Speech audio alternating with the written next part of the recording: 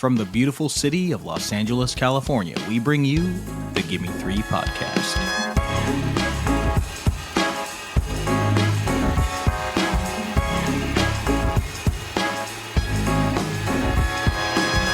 Hello and welcome, cinephiles, cinema lovers, and movie appreciators to the Gimme 3 podcast, the podcast where we pick 3 films connected by one theme. I'm Nicholas Ibarra. I'm joined as always by my brilliant co-host, Bella F. Stratus. Bella, what's cooking today? What did you cook today? Nothing. Got my boyfriend in the kitchen, so Damn right. I did nothing. Damn right. That'll be. Way to be. We are also thrilled to be joined by returning guest, our dear friend, who once again was the inspiration for this episode as he was the last time he joined us, Max Sopkin. Max, thank you for being here once again. He's back.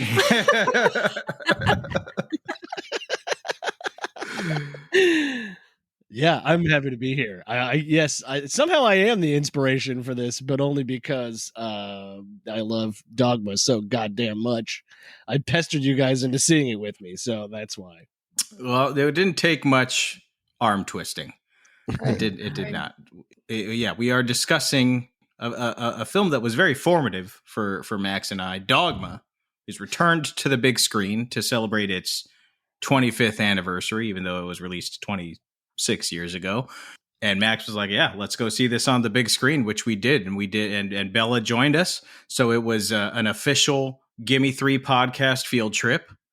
We saw it at the Alamo Draft House in downtown LA. We got sweatshirts made and everything. Yeah. Yeah, Bella wore a sash. Tiara. Yeah. Bella was the line leader. She made sure we made it in on time. Yeah. And we'll get into our big screen experience when we talk about Dogma. I think we'll get into our big screen experience from this weekend. But for now, we're going to talk about Kevin Smith, because as we decided we were going to go see Dogma, I was like, well, shit, we might as well do a Kevin Smith episode. And as I thought about that, I was like, it really cannot be understated how, sometimes I forget about it, but how big of an impression Kevin Smith had on me when I was a kid. He's a huge reason why I became a writer and a filmmaker. He is a huge reason for my potty mouth. And along with many other filmmakers like Chasing Amy and Clerks were some of my real introductions to like true independent cinema in the 90s and thus my cinephilia. So it's very possible that we could say without Kevin Smith, there would be no Gimme 3 podcast. So for all the people who keep sending me, hate mail about the show, please send it to Kevin Smith, because it's his fucking fault, Well, he gets plenty of hate mail, and I think he posts it on his website, doesn't he? Or he talks about it on his podcast or something like that. All the hate mail. Yeah, he definitely got a lot of hate mail for Dogma in its initial release, which we'll get into. But Bella, Max, do you have any overarching thoughts on Kevin Smith and the Askewniverse before we get into the films? I mean, you can't. I'm just going to be perfectly honest. You can't be a straight male film lover born in the 70s or 80s or like maybe early 90s and not love Kevin Smith. I think that's like you have your Clerks poster next to your Pulp Fiction poster, you know, like it's you're just, they go hand in hand. Right. Like I love Kevin Smith as much as you do.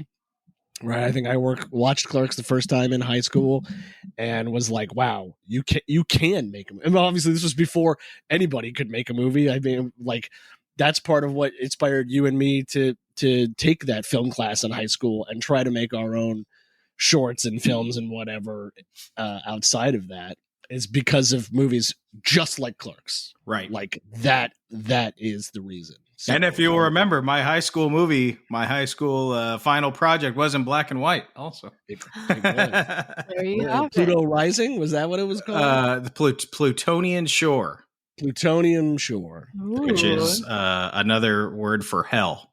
Plutonium Shore. So, Ooh, there, I yeah. like So, that. and it was in black and white. It's very artsy. I remember Yeah. it being very artsy. It was very fartsy also, if I may. I mean, you were 17. I mean, what are you going to do? Yeah. But yes, I would say, I mean, you just, it's like he is one of those premier Gen X filmmakers. He's like, Tarantino, right? Where you're like, Mhm. this guy has just got his finger on the pulse of something new and something fresh and Fresh. it's fun to watch. It is all these movies are fun time capsules. We can talk about it like when we get to the movies themselves, but they're all fun time capsules, I think, of when they take place. So that's, I think, what he does really well. Bella, what'd you think of, since you're new to the Smith, new to the View Askewniverse? How did these hold up for you? Yeah, I mean, I feel like they made me nostalgic for an era that I've always wanted to experience. I was born in 1999, the year of Dogma, and I always wish I popped out a little bit sooner because it just seems like just such a fun time, and especially for movies, and specifically and movies like this, like to experience these movies coming out in real time would have been so incredible. So I'm really glad that I got to experience at least one of them in theaters with you guys, and I kind of fell in love. I love them. I think they still hold up, and I want to go and watch all the others as well. Nice. The further we get away from it, the more fondness I have for the 90s. Just like the movies were just so great, and the music, like the further we get away from it, I just am reminded, man, like, God damn, that was a decade for music, bro. Like, oh, that was a decade for music. Like, everything was clicking. Rock, you had the emergence of grunge, you had R&B was on fire, you had like the boy band craze, you had just like pop. It was just like so much relentless Punk. ska, just ska everywhere, and relentless ska. Yeah, horns just everywhere. Awesome. You know what? I'll say there's some great things about the 90s. You know what? You didn't miss out on payphones. Fuck payphones. Payphones were kind of a pain in the dick. You either got to carry around a pocket full of change. That sucks. Or you got to call 1-800, call ATT. You got to watch these Carrot Top commercials. Mom, come pick me up from the movie theater. Hang up as fast as you can. It is nice to be able to just text your friend, hey, I'm running 5 minutes late. I'll see you there. The payphone sucks. It's not being able to communicate with anybody. You're just standing around waiting for them with your dick in your hand, hoping that they show up. That's the real thing, Payphones are still useful for criminals. Yeah, I was going to say, yeah. You need to use a burner phone for whatever reason. Yeah. But anyways, that was a tangent. Let's get into the films themselves. And Bella is going to start us off.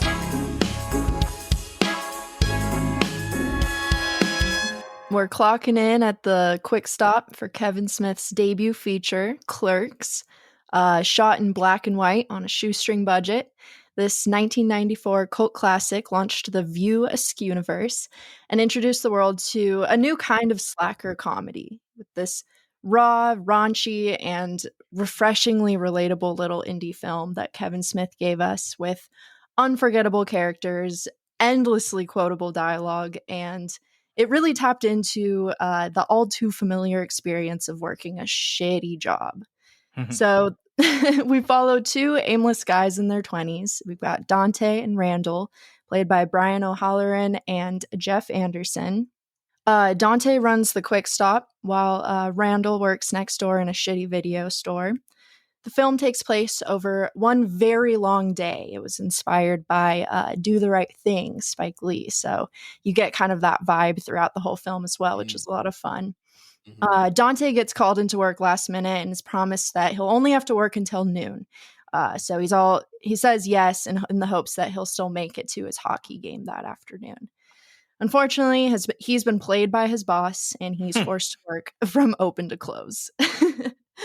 Dante and Randall spend the day dodging responsibility, arguing about everything from customer service to Return of the Jedi, and continuously try to make sense of their early 20s aimlessness, if you will. With its sharp dialogue and hilarious characters and performances, and just truly unapologetic attitude overall, Clerks is peak 90s Gen X angst and a landmark in American independent cinema. So, Nick and Max, what do you guys think of Clerks? I mean, this is a true independent film. Mm-hmm. You know, independent film is like a term or a phrase. It's kind of lost meaning in the industry today, just because like the industry has changed so much. How films are bought and acquired and made are totally different. Right. But like if Nora is an indie film and this is an indie film, yeah, it's just like people say like Everything Everywhere All at Once is an indie film. It's like okay, right. Like I've heard it referred to as like if your movie is made for under $5 million, it's an indie film. Right. Mm. Well, this was made for $27,000. It's like a Paranormal Activity. Yeah. Kevin Smith sold his comic book collection, racked up a lot of credit card debt, and used FEMA money actually because there was a massive flood in his neighborhood and it wrecked his car. So he used the FEMA money that he got to all of that. Those three kind of like funded this picture. And the film was shot in 21 consecutive nights. He was working, they were shooting at night, like after the store closed, and he was still working at the Quick Stop during the day. So he would shoot all night, open the store in the morning at 6:00, work a few hours. He'd go off, take a nap for 2 or 3 hours, and then come work the afternoon shift before the store closed, and then he'd go right into making the movie again. So insane. Sleep like 2 hours a day, basically. And it's just that's like blissful ignorance and nothing nothing to go on but just hopes and dreams. When you're 24, hell yeah, you don't care. Like it doesn't matter. Not me. You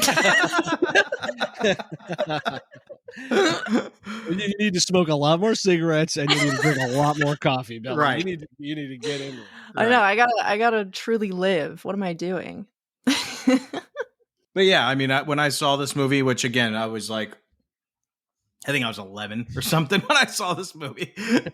I was just absolutely blown away. I was just like, these guys talk so cool. Like these guys are like, is this how all people from New Jersey? I thought people from New Jersey were like geniuses for a minute because I was like, this is how people in convenience stores talks, man. This is awesome.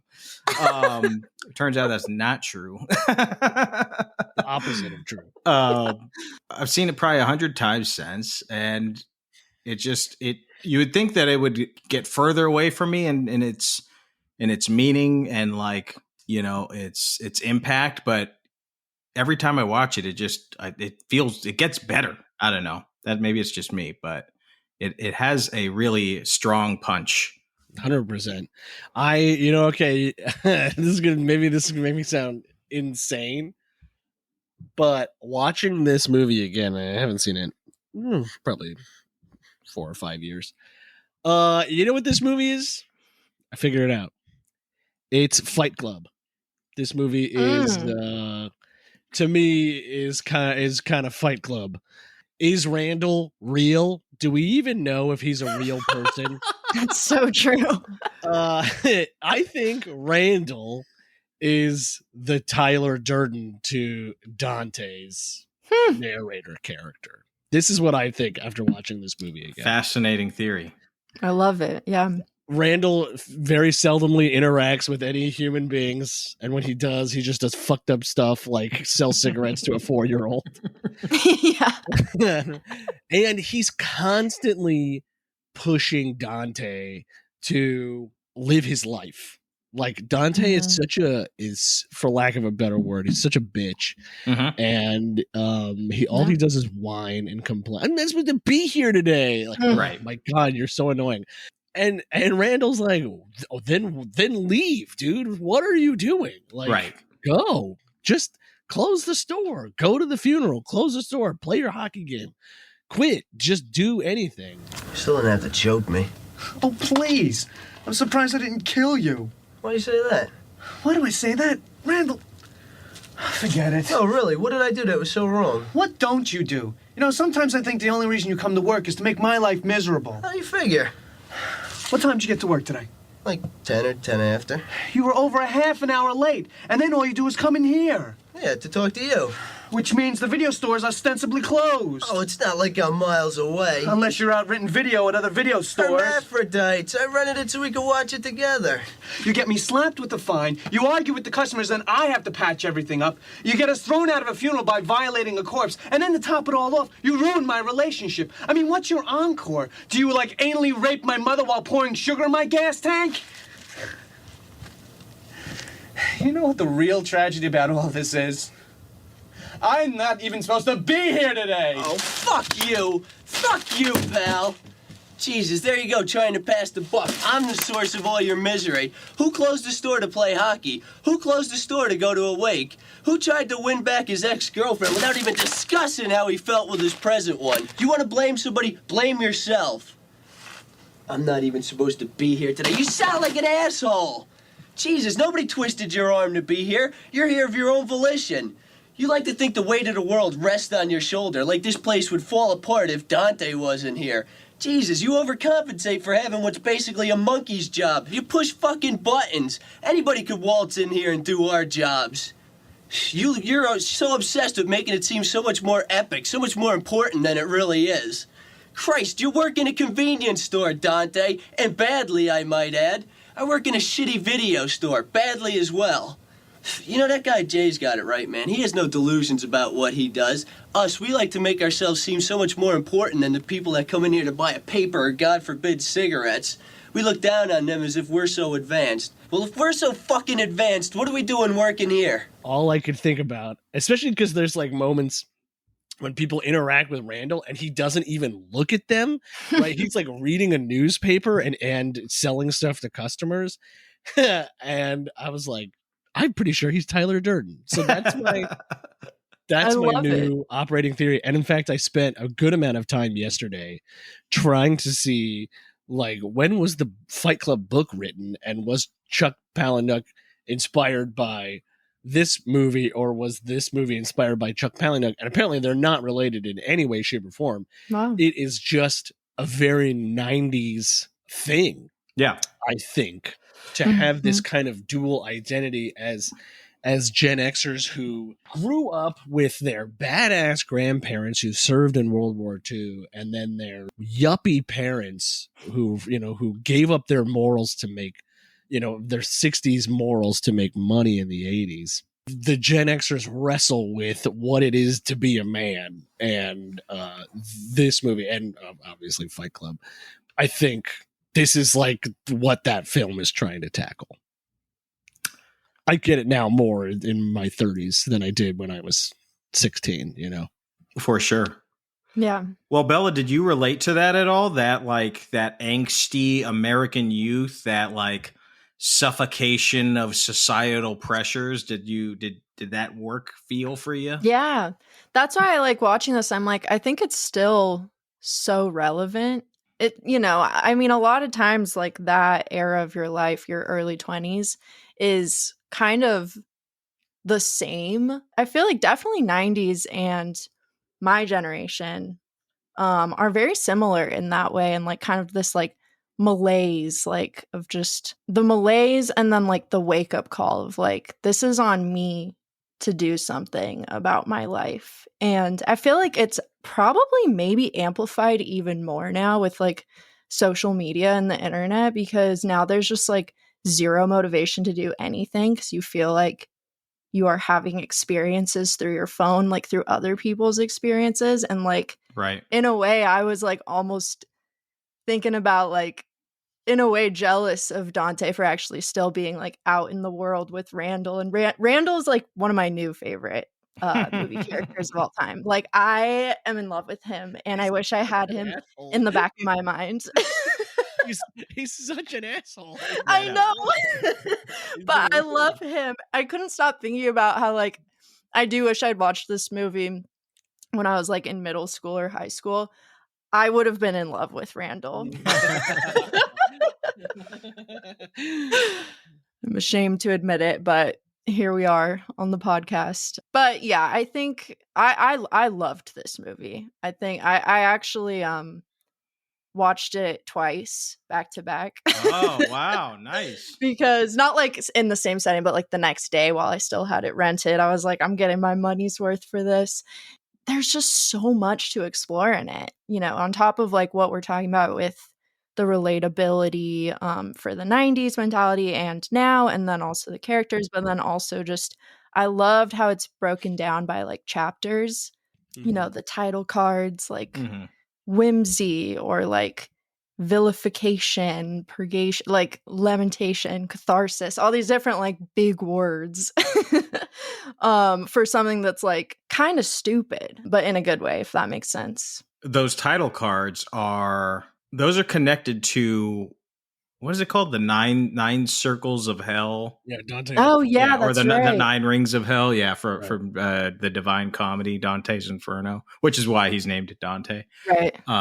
So yeah, it's cool. There is layers in between all of the dick jokes and the Star Wars talk. Right. Oh yeah, that was great too. Kevin has such a fascinating writing style. It's kind of, I'm not going to say Sorkin-esque because it's not, the dialogue's not back and forth, right? Like Aaron Sorkin is like, it's like people are like stepping on each other's lines. It's more Mammoty, I would say. Yeah, right. I was going to say, like, to me, it's like everybody speaks in paragraphs. Yeah, like a whole monologue. Nobody has a line that is shorter than like 3 or 4 sentences. So and this is true for all 3 of these movies that we're going to watch, that we're talking about today. They all rattle off a bunch of lines at once, which is really fun. Yeah. It's not realistic, like how you were saying that you thought the people from New Jersey were geniuses. It has a kind of like a heightened fantasy element to it, for sure. You know, which is why like I think it's fun with the title cards and why it works in Dogma because of like the fantastical element of Dogma. Like in any other context, like imagine a rom-com where people talked like this, you'd be like, these people are insufferable. Right? Right. Yeah. Well, it works so well because it's also like one of those movies that is about nothing. Like it's a slice of life where nothing really happens, but that's like the point. It made it really fun. When I said I watched this again, I had it on at work, but it was great as just like almost a podcast, like kind of a testament to what you're saying I didn't even have to watch it, but like listening to it, I almost got like a different experience out of it of just like, because nothing even really happens on screen. No, like so much of the time they're just standing behind the counter. 80% of the scenes are 2 people standing around talking at each other. Yeah, and it's not like crazy camera work. It's very like static. Set the camera up here, let them do their thing, like, which sounds maybe kind of boring, but it's not, because it's just such like sharp dialogue. It just works so well. I think one of the things I love about this film, I think maybe my favorite way to describe it is like, this is one of those movies where it's like necessity is the mother of invention. I see it as, it's exactly the same to me as Monty Python and the Holy Grail. We can't afford horses, so we're going with coconuts, you know, like that, and then it makes the movie a million times better. We can't show that we're actually filming at night, so we have to have the shutters down. What do we do? We say that they jammed gum into the locks, and that's why the shutters can't come up. You know, it's like that brilliant. You have to make it work no matter what. And so finding ways around the intricacies of shooting in real life make your film better. Absolutely. Yeah. And when you're backed into a corner and you have to like creatively get yourself out of that corner, so that's where sometimes the best ideas come from. Yeah. And I think this is a shining example of that. When I rewatched this, because I've seen it so many times, I watched it with the audio commentary just to see what that was like. And to your point, Bella, they had David Klein, the DP, was there, as well as like Kevin Smith, Jason Mewes, who was drunk and asleep for most of the audio commentary. On brand. But every once in a while, he would ask David Klein, the DP, David Klein, do you want to talk about shooting this scene or what it was like lighting this scene? And David Klein would say, yeah, well, this scene is very different from the other scenes where they're standing behind a camera, because in this one, or behind the counter, because in this one guy's in front of the counter and the other guy's behind the counter. And then another scene later be like, well, this scene's very different because we are looking at the side of the counter as opposed to directly at the front of the counter. Yeah, it sounds about right. I was reading some quote where Kevin Smith was talking. I forget who it was from. He was talking to some famous director who was like, he was like feeling trepidation about making Dogma. And the director was like, no, you're going to be fine. Just make sure all your characters aren't standing flat against a wall in this movie and you'll be fine. Right. Which he does a lot. Yeah. Literally, in all three of the movies leading up to Dogma, that's all they do is just stand up against walls. Yep. I kind of love it, though. Like, somehow it just works so well. Blocking is not his strong suit. We'll say that. I love you, Kevin Smith, but he's not the best at blocking. You know what? Getting a great performance out of his actors, that's what he's really good at. Yeah. That scene between Dante and Caitlin, that like 5-minute long unbroken scene between the two of them, you know, that's what I was talking about. Necessity is the mother of invention. You only have 21 days to get this movie done. You only have a limited amount of time. If you can get your actors to rehearse, if you can get them on point before you get on set, then they can knock it out in 2 takes and you can be done and moving on. Yeah, I think part of the charm of this show is that of this movie is that it does feel like a play in so many ways, right? For sure. Like, how you're talking about kind of Mamet-esque. It's a little, what is it, Glengarry Glen Ross, right? Mm-hmm. Where it's like this works on stage as equally as well as it does on film. And you can very easily make a stage adaptation of Clerks that I think would be just as charming. They've done pretty much every other adaptation of it. It's been a TV series. It's been a comic book. So might as well go to stage next. Right. Kevin, if you're listening to this, you can have that one for free.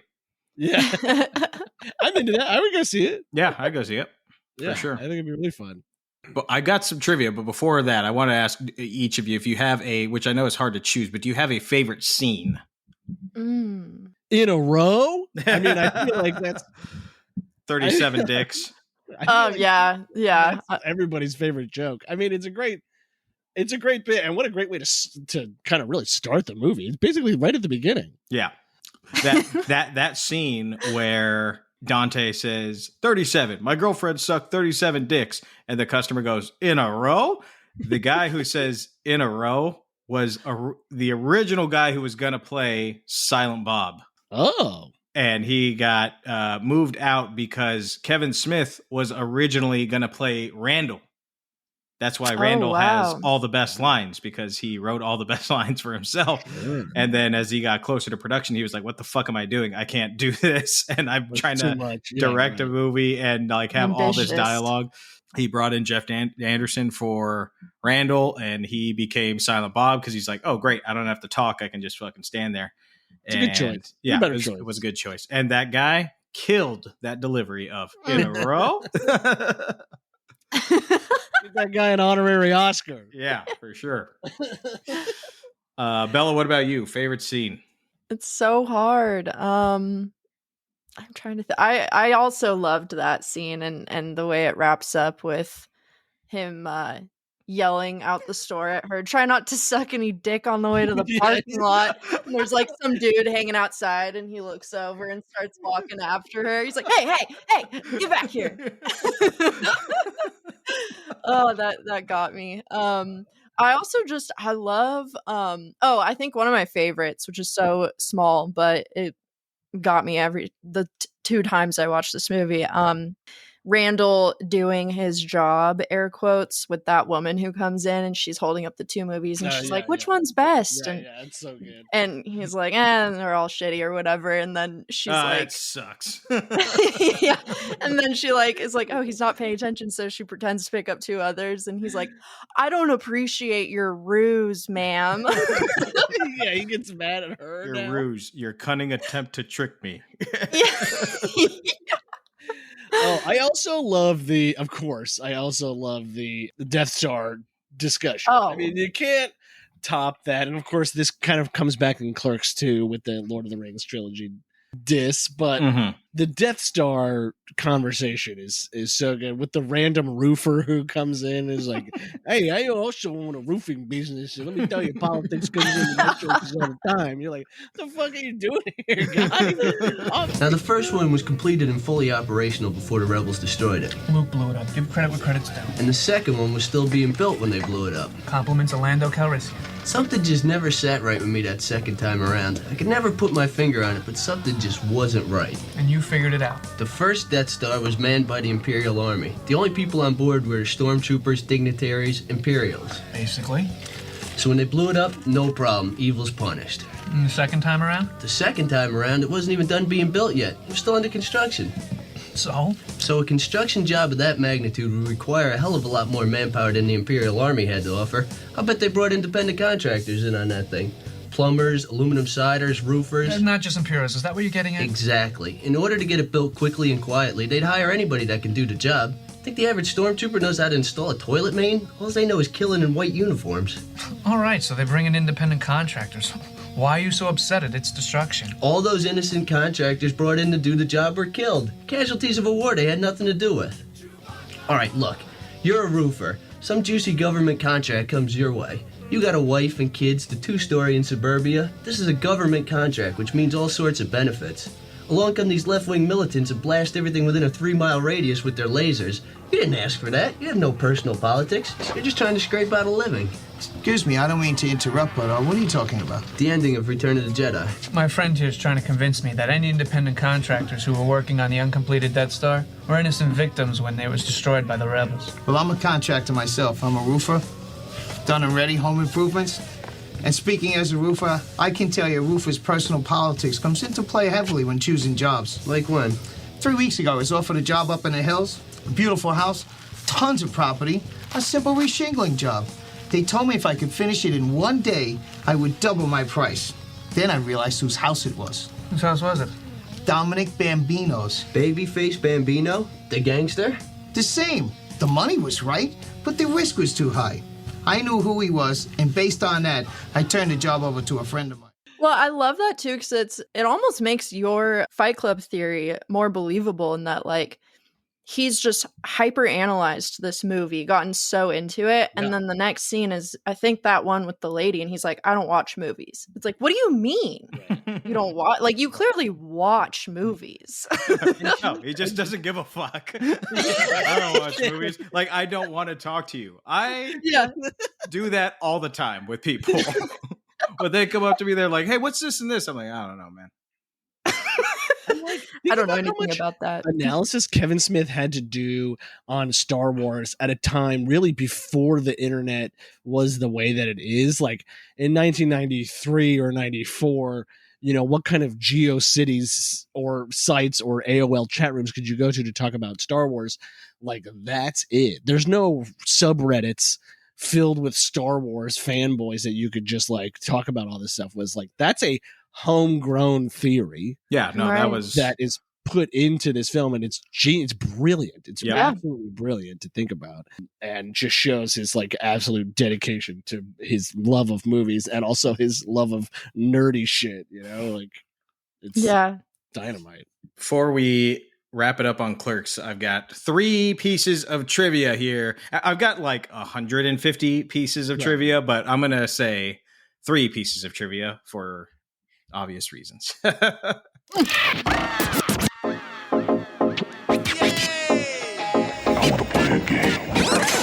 want to play a game. There are 50 actors credited in this movie. 50. A lot. Yeah, it is. There's a lot of people come in and out of the story. Only 2 of the 50 had at least one film credit before appearing in this movie. Some guy named Gary Stern and some other guy named Mitch Cohen. The other 48 actors in this movie, this was their first on-screen appearance. And most of them would become regular faces in Kevin Smith's films and in his Askewniverse. And most of them were just friends, family, people who were like David Klein, the DP, appears several times in the movie. His best friend, Walt Flanagan, plays 4 parts in the movie. His mom's in the movie as the milkmaid. His sister's in the movie as the psychiatrist talking about the Eggman. Oh, that's his sister. That's funny. That's his sister, yeah. That's hilarious. Okay, piece of trivia number 2. There was an absolutely awful alternate ending of this movie, which I don't know if you guys have seen it, but I've never seen it, but I have heard about it. Mm-hmm. Basically, as they're finishing up, Randall does his strut out the door, and Dante's finishing closing up, and you hear somebody come in, and Dante goes, "Forget something," and he looks up, and there's a robber there, or what's the word? Burglar. Yeah, and he boom shoots Dante dead, and steals the money and bounces out, and it ends with Dante dead on the floor. But I mean, I feel like as long as he eked out one last, and I wasn't supposed to be here today. To me, that's a salvageable ending as long as you get one last callback of that joke. Yeah. If it's like funny, it works. It's funny. It's not funny. I've seen but this. It sounds really, really dark. It's grim. Yeah.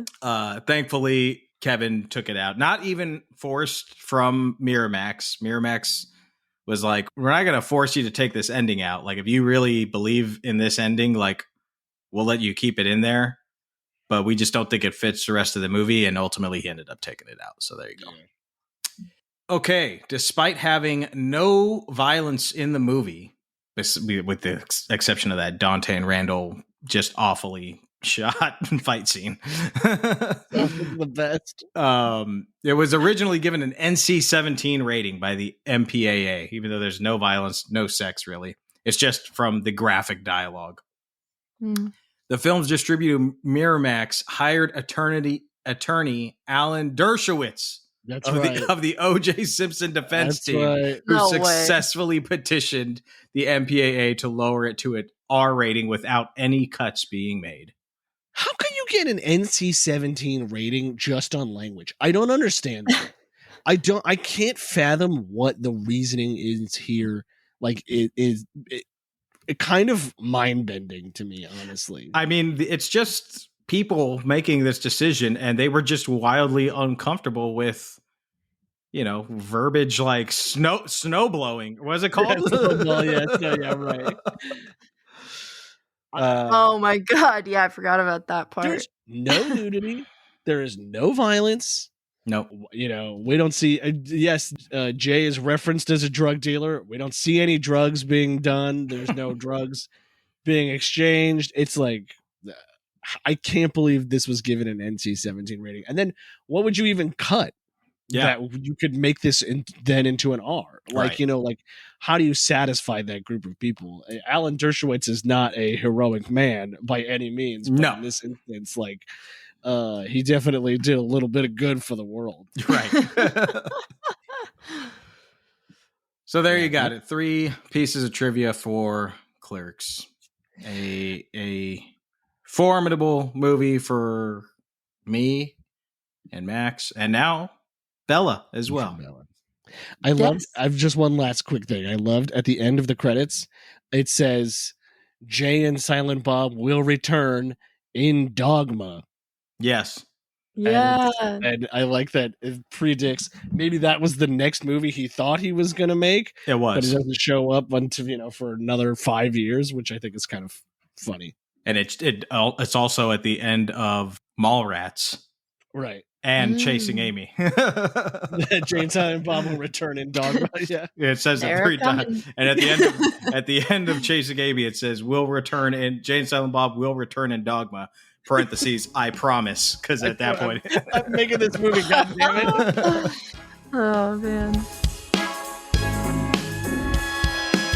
All right, speaking of which, we are moving on and moving up in the career of Kevin Smith and now the life of Kevin Smith.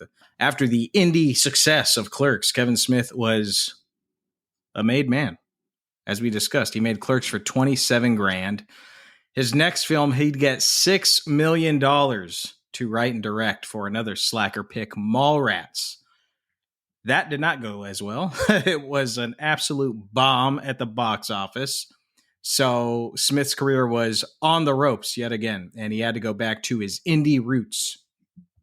More than that, he had to go a little bit deeper, a little bit more heartfelt. Another slacker dick and fart joke film wouldn't cut it this time. So we have Chasing Amy, written and directed by Kevin Smith, which follows Holden McNeil, played by Affleck.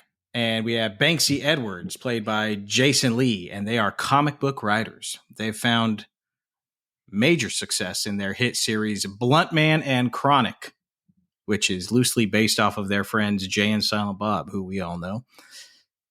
As you can imagine, Blunt Man and Chronic is chock full of dick and fart jokes, and their book is selling like mad, and they're even in discussions to sell the rights to make it a television series. But Holden McNeil's looking for a little something more. He wants to write something personal.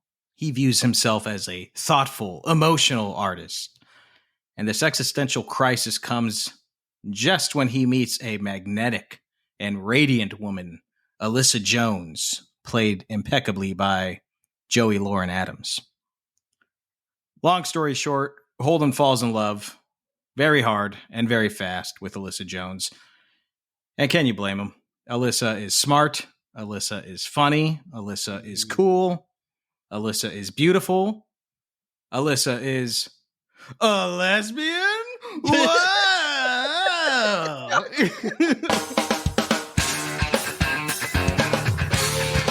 Spot a long face, Horace. I'm just having a little girl trouble. Pressing charges? I get that a lot. Holden McNeil was set in his ways. The way he worked, the way he lived, and the way he thought love should be. But then, she showed up. Let me guess. You like her. This girl loves me. There's something you should know. She got a boyfriend. Well, no. Then what's to know, my friend? And this girl's got a secret that's going to drive him crazy. Nice. So Holden has to keep his adoration for her secret as the two become very close friends, much to the chagrin of his homophobic and just downright hateful friend Banksy. But inevitably, Holden has to bare his soul. He tells Alyssa that he loves her. And while it isn't met with a positive response initially, Alyssa can't deny that she feels something too. So both characters kind of go on an interesting coming-of-age journey. Alyssa discovering that perhaps trying to label her sexuality is not being completely true to herself. And Holden, well, Holden's got a lot of growing up to do. Yeah, he fucks up a lot. He is what the French call a fuck up. Just be cool, man. Just be cool, baby. But anyways, what we got here is this cult classic, very controversial, very divisive indie 90s rom-com in Chasing Amy. What did y'all think of Chasing Amy? I loved this movie. I was hesitant. I was a little bit nervous going into it because I'd heard a lot of like controversy around it. I loved it. I think it still holds up in certain ways. Mm-hmm. And I also fell in love with Alyssa. What an amazing person and what an incredible performance. I really dislike to put it politely, Ben Affleck. So I thought it was perfect casting because he's just absolutely repulsive. Like just the nastiest boy ever, and it was perfect. He's a nasty boy. Fun fact, Janet Jackson's song "Nasty" was about Ben Affleck. Nasty boys.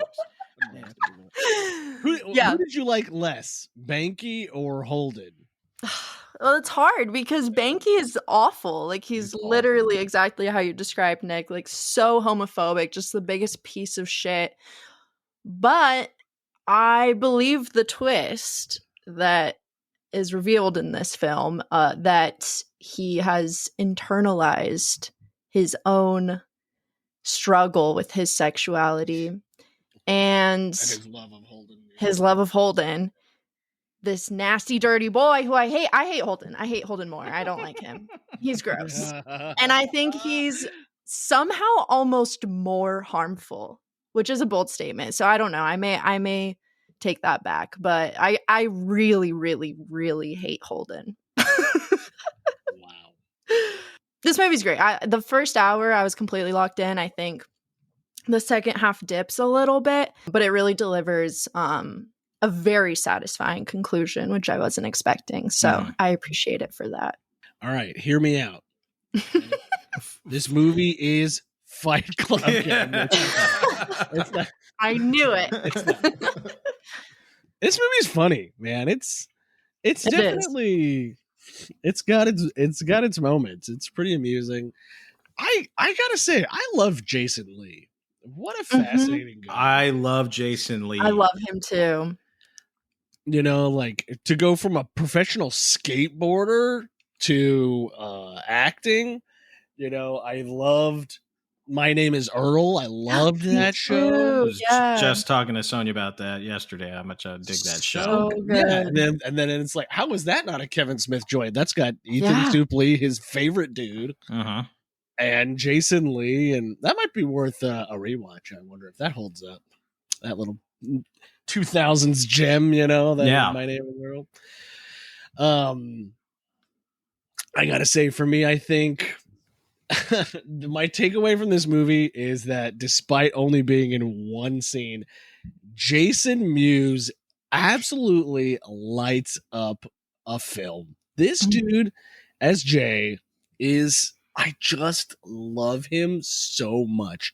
I felt this way in Clerks. I felt this way in Chasing Amy. I feel this way in watching Dogma or anything. Jason Mewes, whenever, and I understand why. I've been watching so many Kevin Smith interviews in the last week. He talks about how when making Dogma, he watched Alan Rickman and Jason Mewes like sitting having a conversation together and be like, what the fuck could these guys be talking about? And Alan Rickman says, you know, Jason Mewes is an American icon, right? You know, he's the best that America has to offer.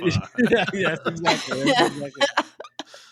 Well, I believe it. I'm on board with that, honestly, because like anytime he's on screen, he is wildly unpredictable. You have absolutely no way to predict what is coming out of his mouth. I can't confirm whether any of his dialogue is actually written by Kevin Smith or not. Like if it comes out of his mouth so naturally that I'm like, this dude is this dude. Like, yeah.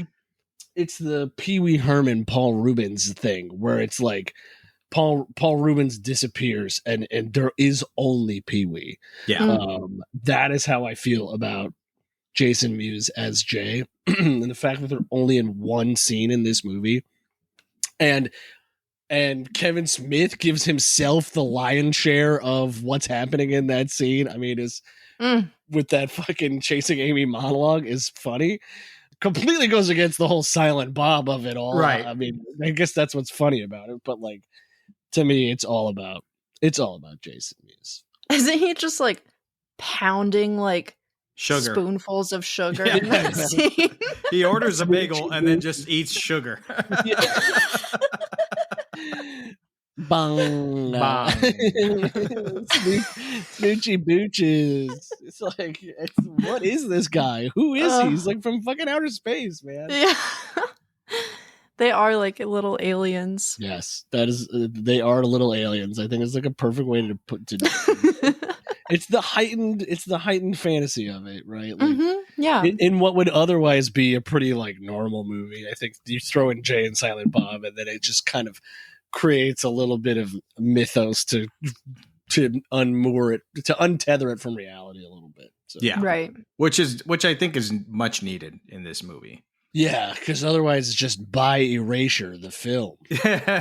Right. Well, she's not allowed to be pansexual. I mean, that's like not a thing in 1997. I guess. That was invented in 1998, Max. You know that.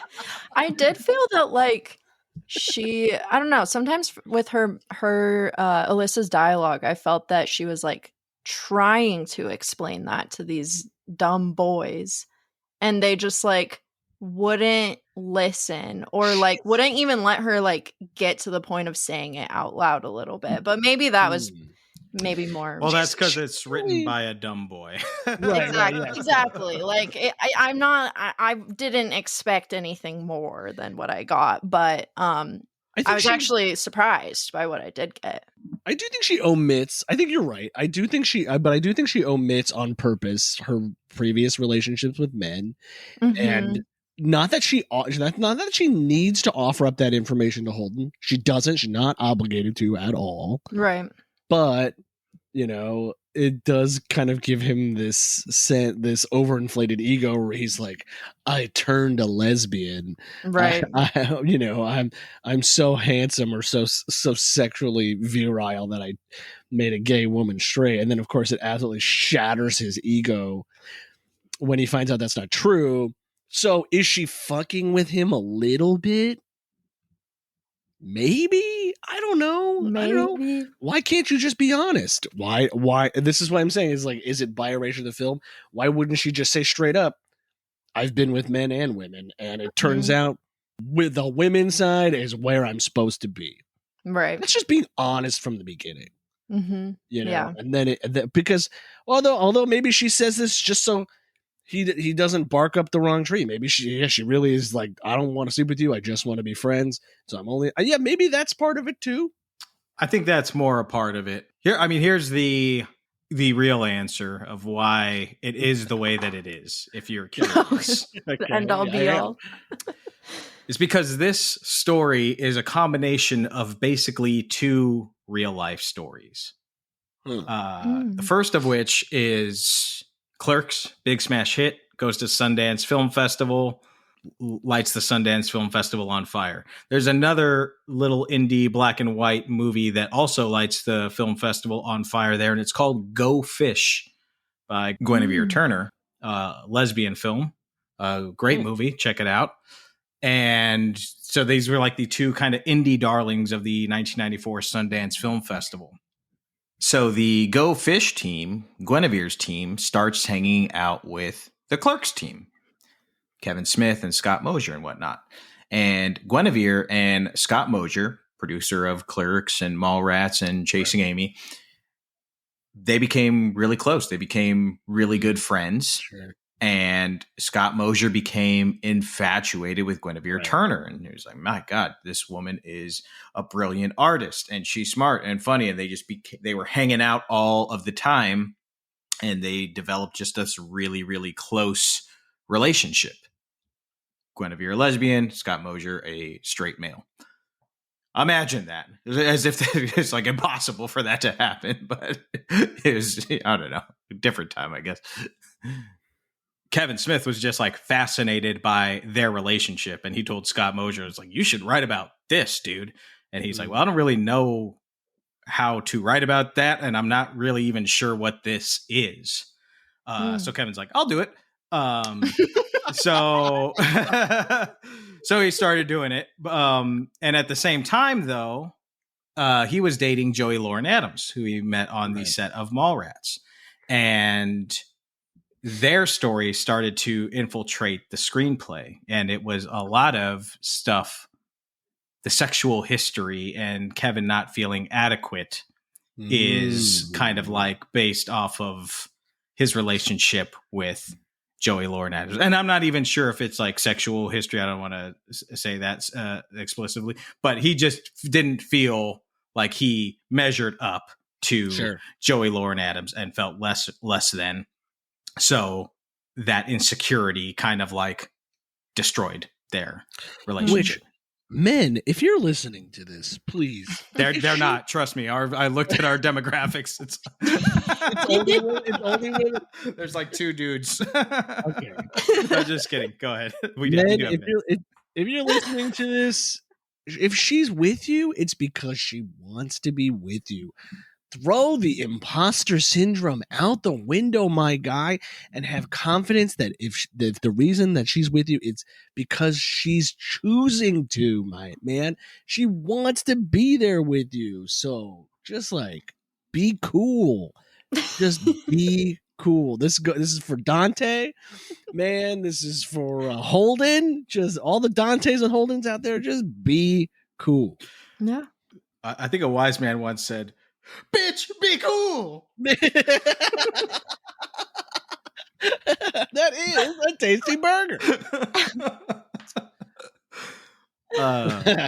Yeah. Okay, well that makes a lot of sense then.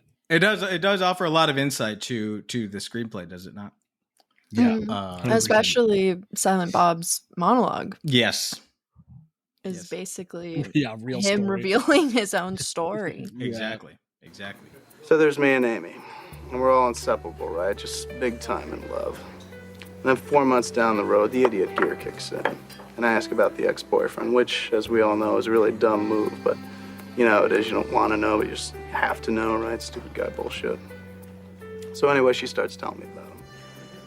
How they fell in love, and how they went out for a couple of years, and how they lived together. Her mother likes me better, blah, blah, blah, blah, blah, blah, blah, and I'm okay. But then she drops the bomb on me, and the bomb is this. It seems that a couple of times while they were going out, he brought some people to bed with him. Menage a trois, I believe it's called. Now this just blows my mind, right? I mean, I am not used to this sort of thing. I mean, I was raised Catholic, for God's sakes. Saint shithead. Do something. So I'm totally weirded out by this, right? And I just start blasting her. Like, I don't know how to deal with what I'm feeling, so I figured the best way is by calling her slut, right? And tell her she was used. I'm out for blood. I really want to hurt this girl.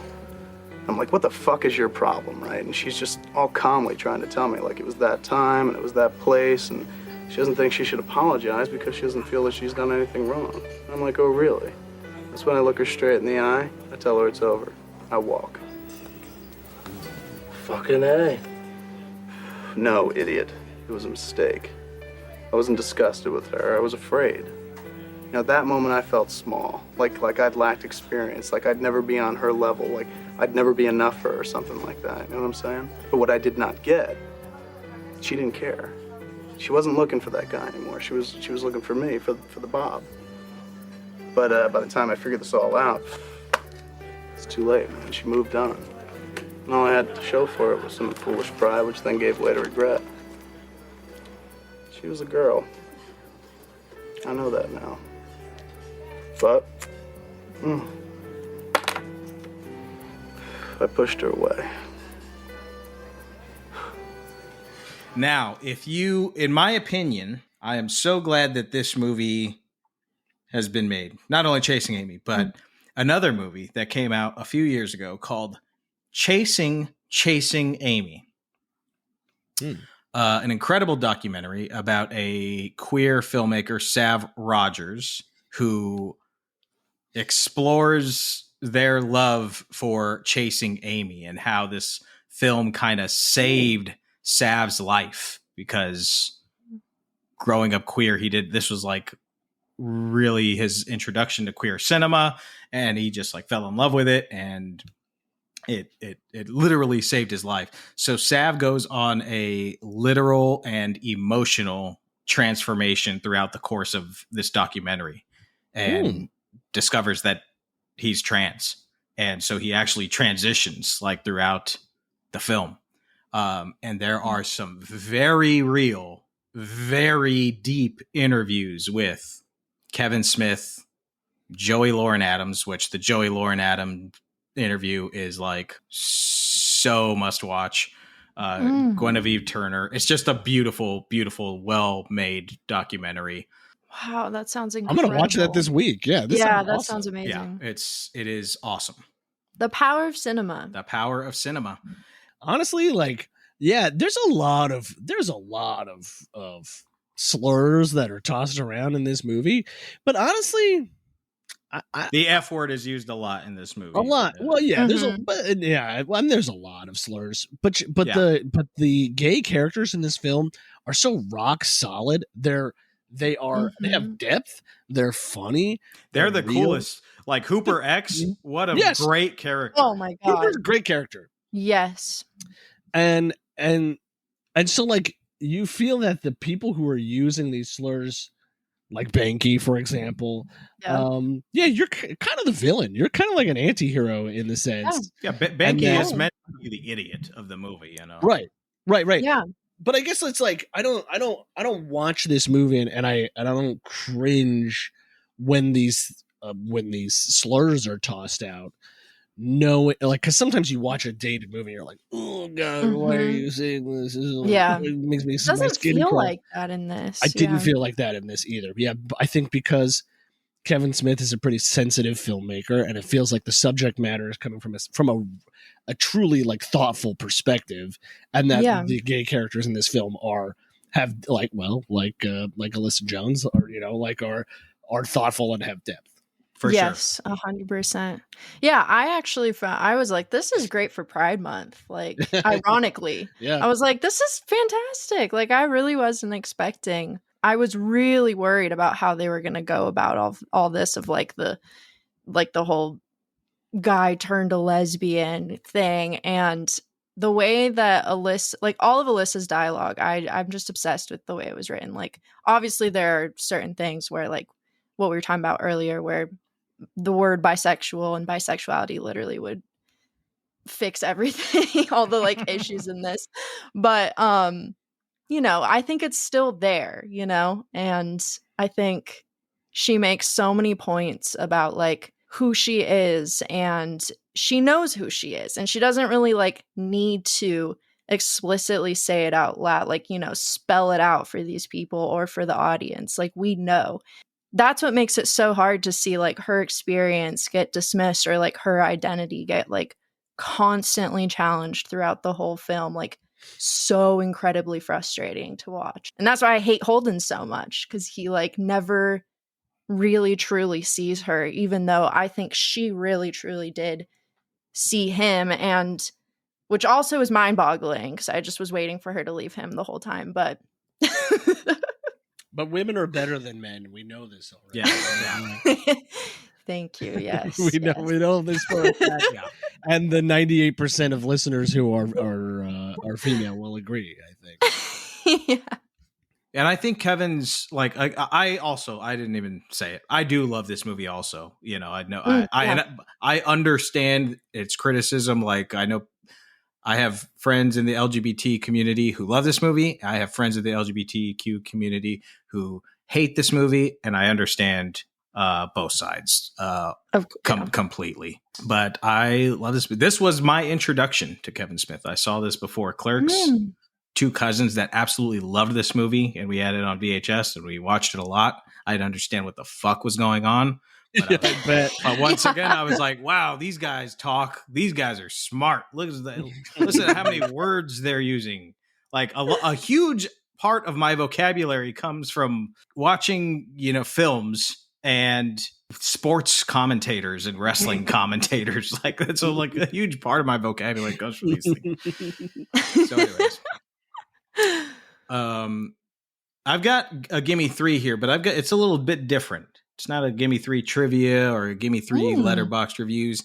I've got gimme 3 view Askewniverse connections for Chasing Amy. Yeah. Nice. There's a scene where Banky and Alyssa are comparing oral sex scars that they have gotten during oral sex, which is like an homage to Jaws. It's a great scene. And he explains that he can't move his neck any further to the right. He can only move it to the right so much because he was going down on Brandy Svinning, and Brandy Svinning's father yanked his head back. Well, Brandy Svinning is one of the lead characters in Mallrats, his second movie. and the father is like the main antagonist of that film. So there's that connection. Alyssa Jones, that character is actually foreshadowed in Clerks.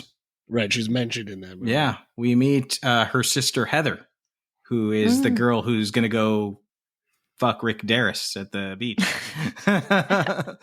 And Alyssa mentions her best friend also, who fucks a dead guy in the bathroom. That's Caitlin Bree, who we saw in Clerks. And then there is also mention of the other sister, Trisha Jones, who wrote the book. And that's, of course, the famous Trisha Jones book from Mallrats. So connection there. All kinds of Jones sisters. I think more filmmakers need to put all of their films in one. It's so fun. It's so fun. Yeah. And then the last one I got, there's many more, but I'm only doing 3 because it is the Gimme 3 podcast. During the argument between Alyssa and Holden, they're outside that hockey game, their breakup scene, essentially. Alyssa mentions that she left her prom early to have sex with her date, Gwen Turner. Gwen Turner is a character from Mallrats, played by Joey Lauren Adams. It's herself. So no way, that's awesome. I would have liked to have been a fly in that car. That's great. So there you have it. 3 View Askewniverse connections from Chasing Amy. All right, that's going to take us to a break, everybody. During that break, you're going to hear from Gimme 3 producer, LADFF director, and my wife, Sonia Maru, for a segment that we call Sonia's Movie Minute. So stick around for that and much more. We return with Dogma right here on the Gimme 3 podcast.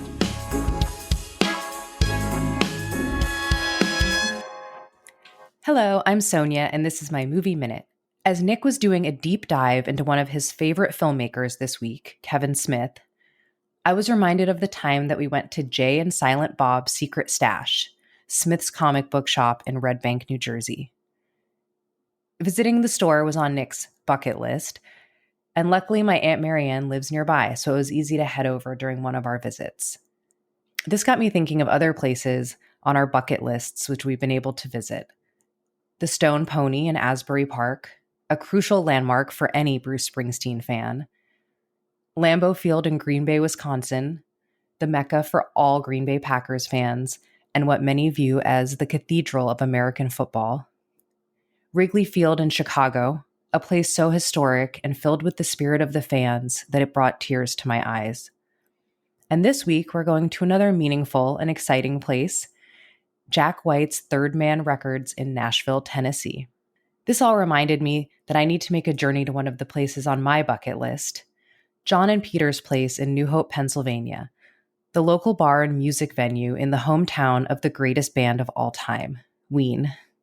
We're beyond privileged to have the time and funds to visit these specific, special, and sometimes obscure places, and for that, I am eternally grateful. I hope you all find ways to make your dreams come true and visit all the places you've wanted to go, both big and small.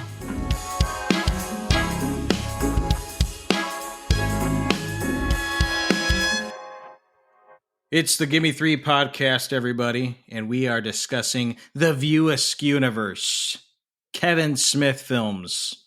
Before the break, we discussed Clerks, the indie breakout hit, and then Chasing Amy, the indie breakout hit. And now we are going to celebrate the 25th anniversary of Dogma. Dogma Resurrected is what they're calling this tour, which is great. You got it. Dogma, written and directed by Kevin Smith, 1999 was its year of release. This film is about 2 renegade angels exiled from heaven who are about to find a loophole that will let them back in if they cross through a threshold of a New Jersey church and then die. And if they do that, the universe itself will be unwritten because it will prove God to be infallible. So in order to stop that from happening, a ragtag group, basically the Bible Avengers, are sent against these two angels. The Bible Avengers. I read that as a quote somewhere. That's how it was described to That's Kevin really Smith good. as the Bible Avengers. And it's very accurate. It's very, very accurate. It's got the last scion, a genetic descendant of Jesus, and Rufus, the 13th apostle, Serendipity, the Muse, and the prophets, Jay and Silent Bob. They got to make their appearance in this film. This movie was the first of all of my Kevin Smith movies that I saw. I think I got this on DVD probably in like 2000 or 2001 and watched it on repeat. I mean, I loved this movie. Still do to this day, obviously. That's why I'm here. Yeah, so influential on my life. Obviously, I'm not Catholic, so like I didn't quite understand all of the Dementia the Cinch is not Catholic. Yeah, my bar mitzvah was Dogma themed. How about that? I didn't quite get all the dogmatic elements of this, but as much as this movie is Kevin Smith's like kind of love letter to Catholicism, because he is far from an atheist. This movie weirdly protested by Catholics because of like who didn't even bother watching this movie before it came out. They just knew they were going to hate it. This helped me kind of discover my own path into like a non-religious, anti-religious pathway, but I can understand also too how it would be a love letter to religion as a whole. Even the complex and nooks and crannies, the things that don't make sense, and Catholicism, unlike Judaism, does not welcome any type of questioning. And so I guess I could see that's like why Catholics would be mad about this movie, because Kevin Smith is literally making a film where it's like, these guys just walk through a church and they can get back into heaven. It's that easy, and they're like, yeah, I guess it is that easy. So I can see him is saying like, the church can and should change, right? Right. Like, it can and should be updated with the times. That's why the Cardinal Glick character is there with the buddy Christ, George Carlin, Cardinal Glick.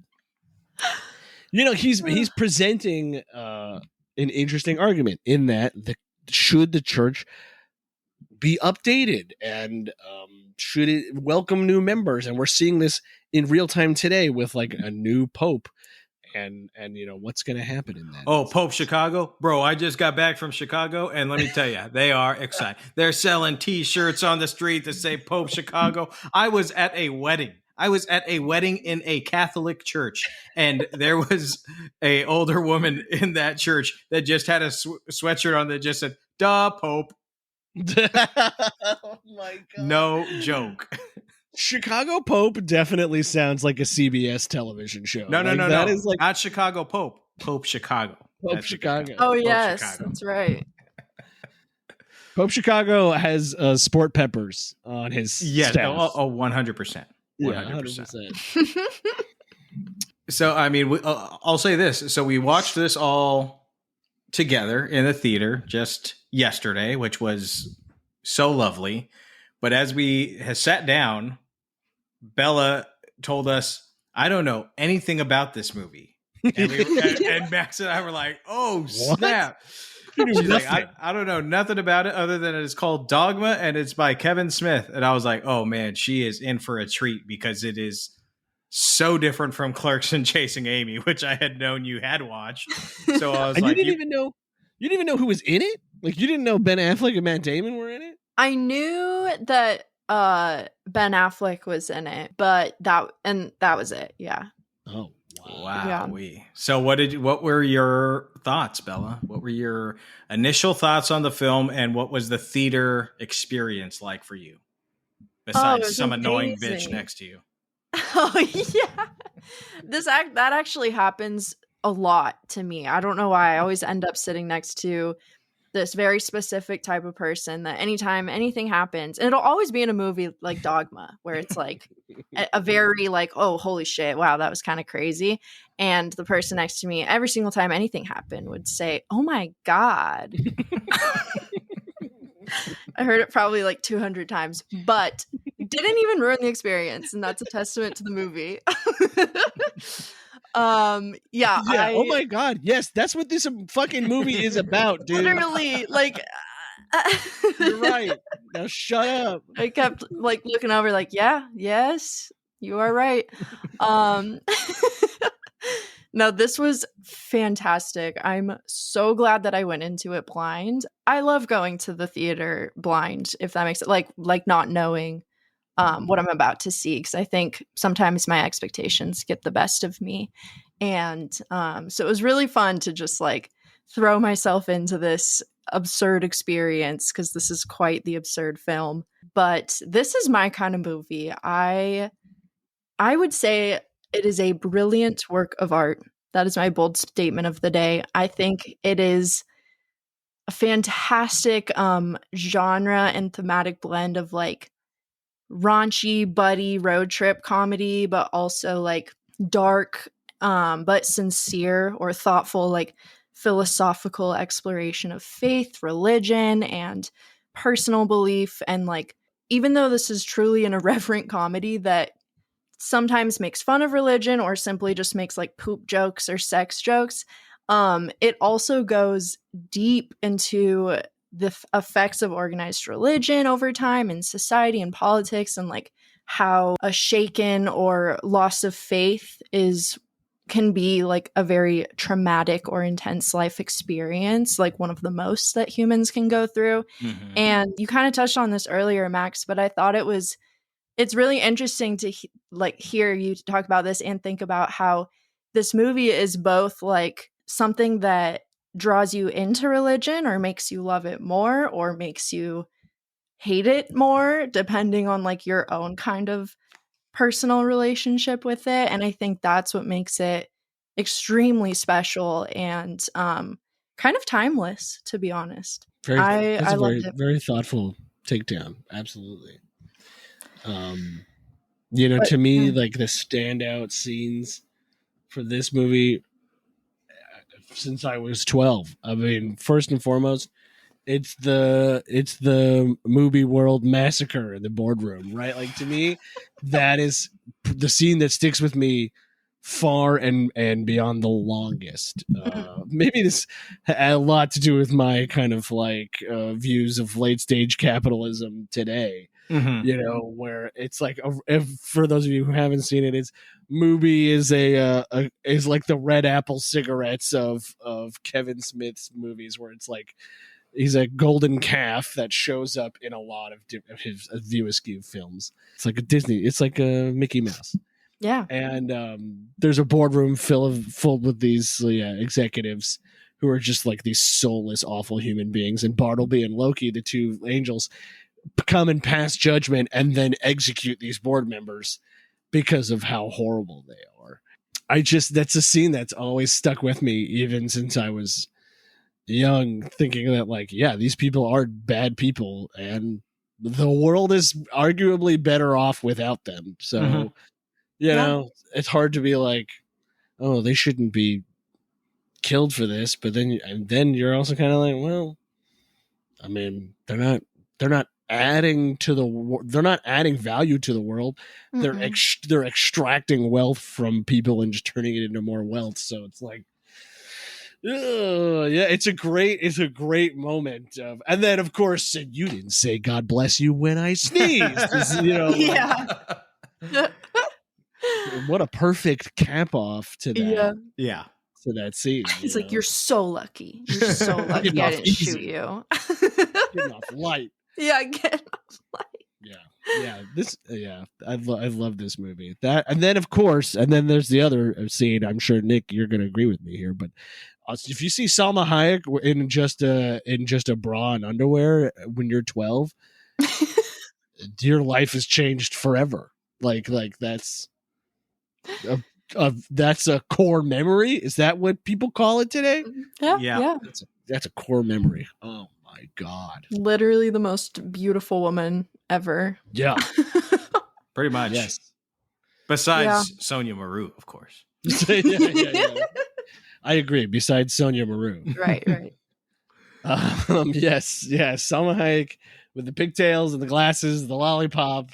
It's so good. It's so disturbing. the matching bra and panties. Did you guys notice, there in that scene, Jay and Bob are on one end of the stripper table, and then on the other end is like all these gangsters. And did you notice who the guy in the middle was? The guy who's trying to prove that he's not gay. It's Dwight Ewell, the guy who plays Hooper in Chasing Amy. Oh, no way. Yeah. Oh, I thought he was familiar. Funny. That's so funny. Yeah. Yeah. I love Chris Rock. I love the whole Jesus is black thing because it just makes sense. You know what the dead do with most of their time? Watch the living, especially in the shower. I can't wait to die. And why are you watching me? Because you're the one who's going to help me get some changes made in that book you put so much stock in. Hustler? The Bible. What's your beef with the Bible? Well, for starters, I'm not in it. Well, neither are any of us. We don't hear us bitching and moaning. Yeah, but I'm supposed to be in it. I was the 13th apostle. I've been going to church my whole life, and I've never heard of a 13th apostle named Rufus. Yeah, but you heard of the other 12 apostles. Yeah, all white boys, I might add, but no mention of me, Rufus. And why is that? Because I'm a black man. But you know what? That's just my pet peeve. I'm mainly here to correct a major error that you people have been basing the faith on. What's that? Jesus wasn't white. Jesus was black. I don't buy it. If that's true, then why did he get written about and you were left out? Well, he is the Son of God. Kind of hard to have a New Testament without him. So you fudge a few facts, you put a spin on his ethnicity. Leaving me out's okay because you still got 12 white boys to choose from. Are you gonna listen to this shit? You know, that's just what the good people at Antioch were saying, right before they stoned my ass. You were martyred? Well, that's one way of putting it. Another way is to say I was bludgeoned and shit by big fucking rocks. I mean, white folks only want to hear the good shit. Life eternal, a place in God's heaven. But as soon as you hear that you're getting this good shit from a black Jesus, you're freaked. And that, my friends, is called hypocrisy. A black man can steal your stereo, but he can't be your savior. You gonna eat that hash brown? So, you went to heaven? You're damn right I went to heaven. Shit, that's the least he could do. You know, in the 3 years I followed his ass around Jerusalem, did I ever get laid? Hell no. And I was in my prime. I mean, I could have been knee-deep in Shepherd's Daughters, not to mention fine-ass Mary Magdalene. She had a thing for Dogma, if you follow me. His introduction and all of his delivery, I just think is fantastic. He's one of my favorite characters in the film. That scene has one of my favorite quotes. I still quote all the time. And it's when Jay yells, "It is piece of meat rubbing inside of your armor." It's like, that's what I think. Anytime somebody hands somebody else a jacket, I immediately think, "It is piece of meat rubbing inside of your armor." I don't know why that is the line, but it is. I thought you were going to say beautiful, naked, big titty women just don't fall out the sky. Yeah, I love that. I love that too. But all of Jason Mewes' lines in this film are fucking gold. The scene that I like the most, which is kind of like odd because it's not really funny. Bella probably won't agree with me on this one. It is the scene where it's the Big Affleck scene. Ugh. Where they've just You're not an Affleck fan. They've just been kicked off of the train and they're in the parking garage. Yeah. And Bartleby yeah. and Loki are just talking.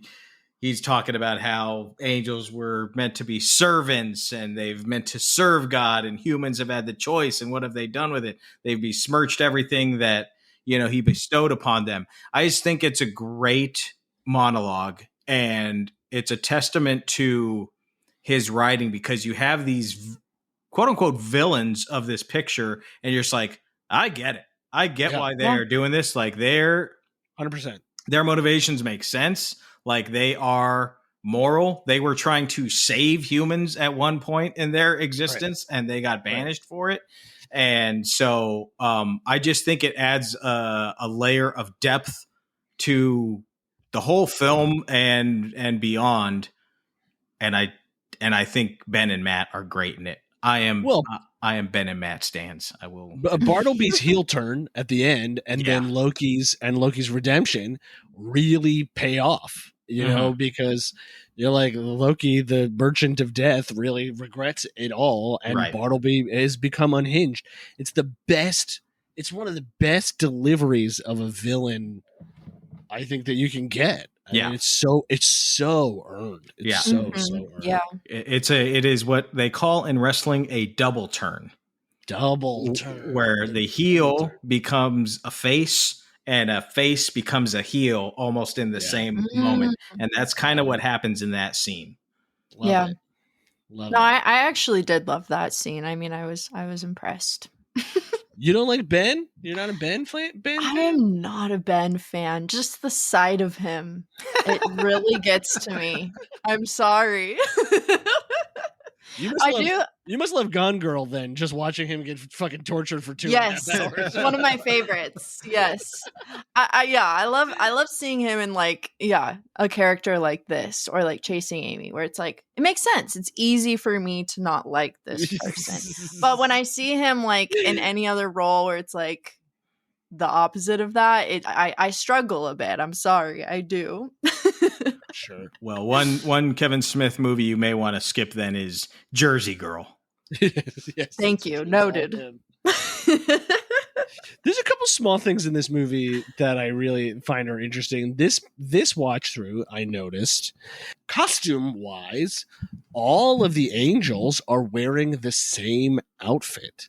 They're wearing a hoodie with a suit jacket on top. That's Ben and Matt and Alan Rickman. They're all three of them are wearing the same outfit. I did not notice that, and this was before. That's a trend in fashion right now. The hoodie with the suit jacket. Sure, it was a trend when we were in high school. Like that was like a thing.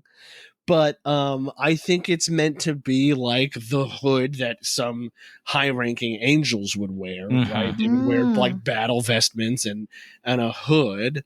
And I think that's what that's supposed to represent. I never noticed it. I noticed it that Ben and Matt would wear it, but I never put it together that that's also what the Metatron wore, right? As well. So like that was kind of like a fun little thing that I noticed this time. Here's another thing that I thought about while watching this film again. The question that is not asked at all throughout this film, that I don't quite understand why it's not being asked, to all of the characters who interact, who talk about Christ frequently, Rufus, Metatron, and familiarly, God, dude owes me $12, whatever. No, at no point does anyone ask the question, why has Christ not returned yet?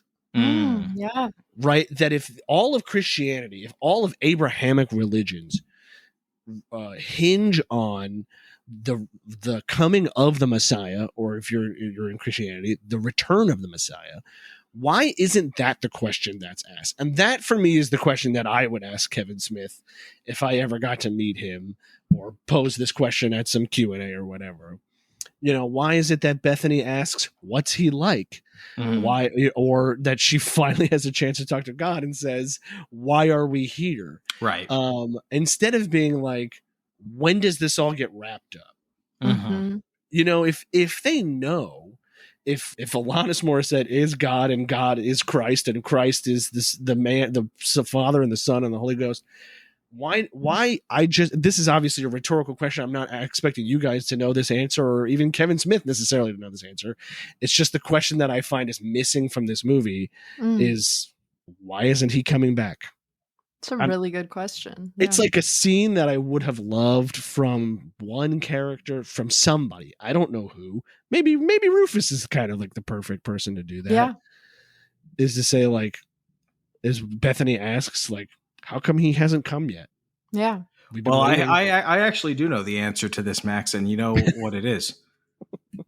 What is it? Bang? No. It's because every black man knows never return to the scene of the crime.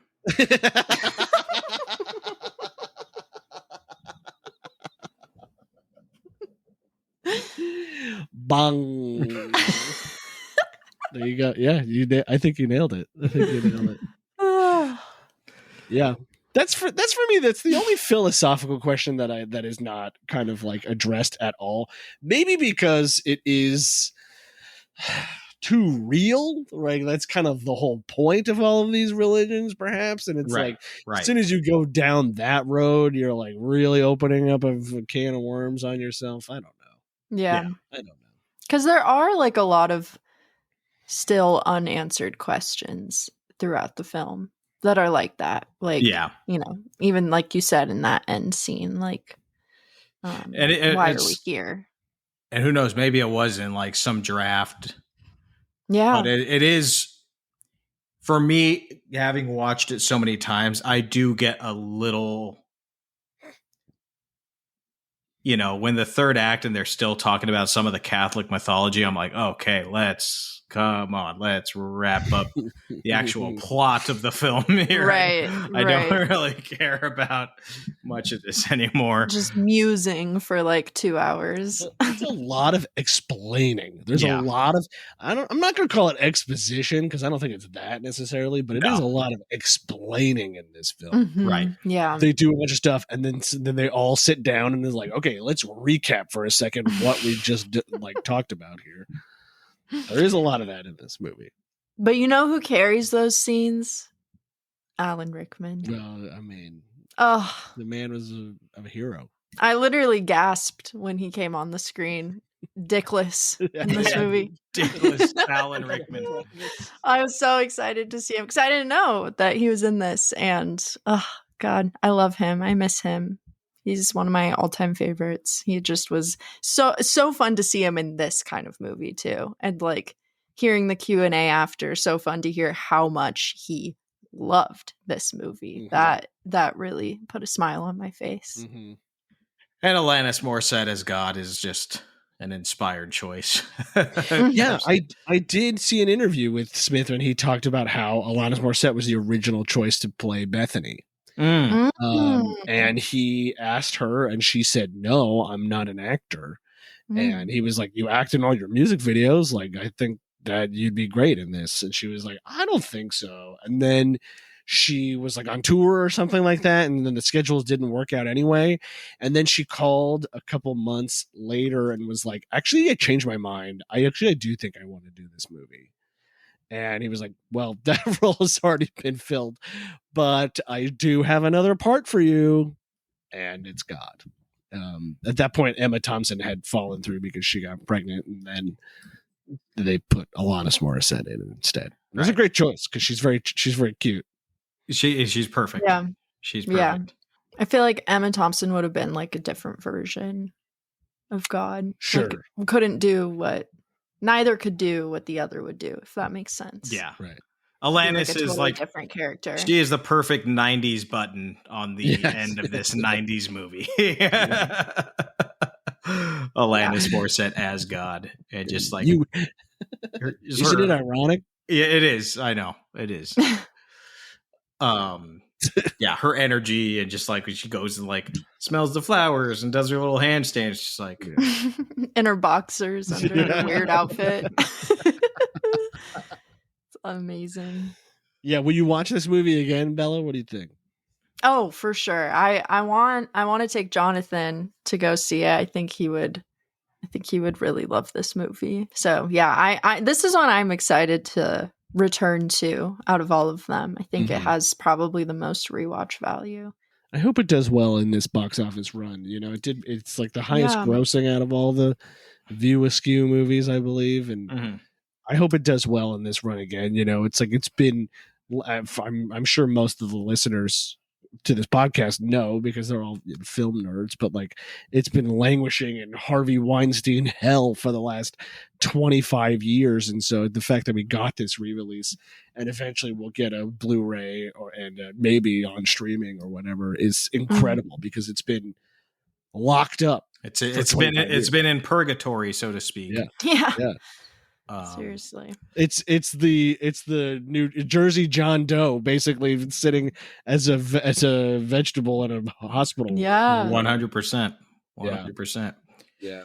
One thing I want to mention before we wrap up, Max, you sent us a clip earlier today of a news clip from 1999, a news clip from New Jersey that showed protesters outside of New Jersey theater who were protesting Dogma back then, Catholics, and amongst them was Kevin Smith, who the reporters were like, this guy looks eerily familiar to the writer and director Kevin Smith, but he says it's not him, and it's definitely Kevin Smith.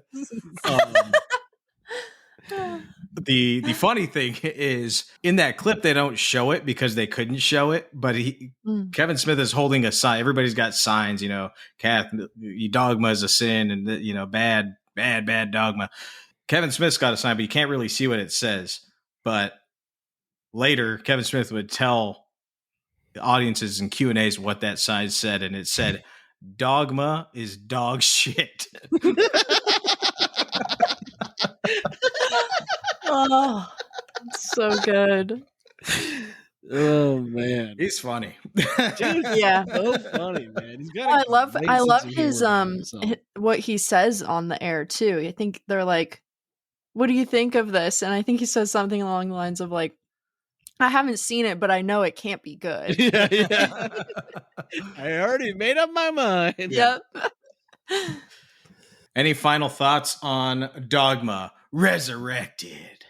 I just love that Kevin Smith is a very loyal filmmaker. Like, this movie is full of tiny cameos. Brian O'Halloran and Jeff Anderson, Guinevere Turner's in it. Yeah, all of these people have just teeny tiny little roles just for one line. The dude, he still remembers his roots, and he calls his friends and says, "Look, man, I got two lines for you. Just come on in here and do this." I love that. Yeah, definitely go check it out in theaters if you can. Yes, it is playing in theaters this week for sure. Hopefully, it gets another week, at least in some theaters. I know he was on tour with it for a while, so this is the full theatrical release. So check your local listings like a fucking idiot. You love that one. give Movie Phone a call. Give right? a call. Check your paper. Or go to www.movies.com or whatever. Bella, what's Movie Phone? Don't ask me.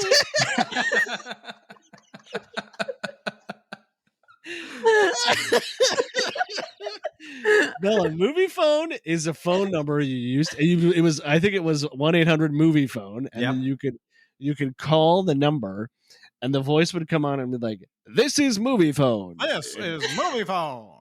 Here are the times for your local movie theaters.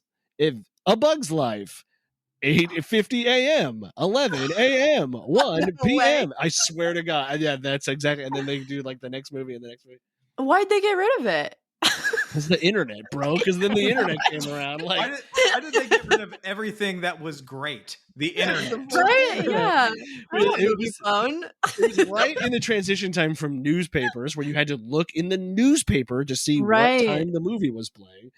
And then the internet just co-opted that. Movie Phone, there was like I don't know, an 8-year period where Movie Phone was like, no, that's hilarious. Oh my God. By the way, as an old fuck who still gets the newspaper delivered to him every day, I can confirm they still have movie times in the newspaper. That's great. Yeah, that's good to hear. That's awesome.